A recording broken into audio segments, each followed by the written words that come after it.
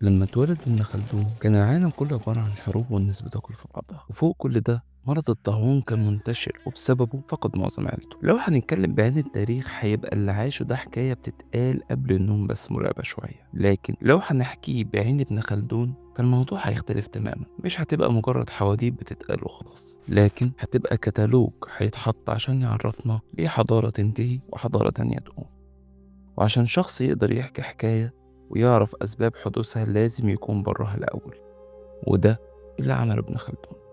بعد نفسه عن كل الصراعات دي وراح في الركن البعيد الهادي، مش هروب خوف لكن عشان يقدر يفكر كويس. قعد في العزلة دي 4 سنين وقدر يكتب المقدمة اللي هتتحول لأعظم وثيقة اجتماعية في التاريخ. وتعالى أقولك ليه المقدمة بتاعته كانت أعظم وثيقة.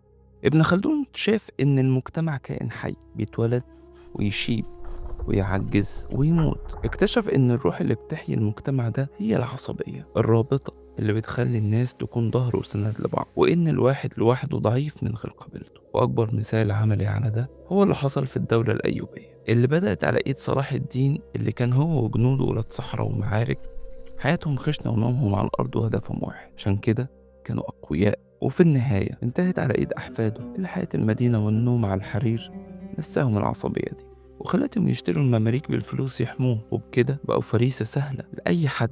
وكانت بداية النهاية. ومن هنا ابن خلدون عمل مقارنة عبقرية وعرفنا ليه أهل الصحراء أشجع من أهل المدينة. أهل الصحراء ما عندهمش قوة تحميهم، فكان لازم يحموا نفسهم بدراعهم والتزموا بتقاليدهم وكلمة الشرف، وده خلى الشجاعة طبع فيهم، بخلاف أهل المدينة اللي كانوا معتمدين على السور والحارس اللي بيحميهم.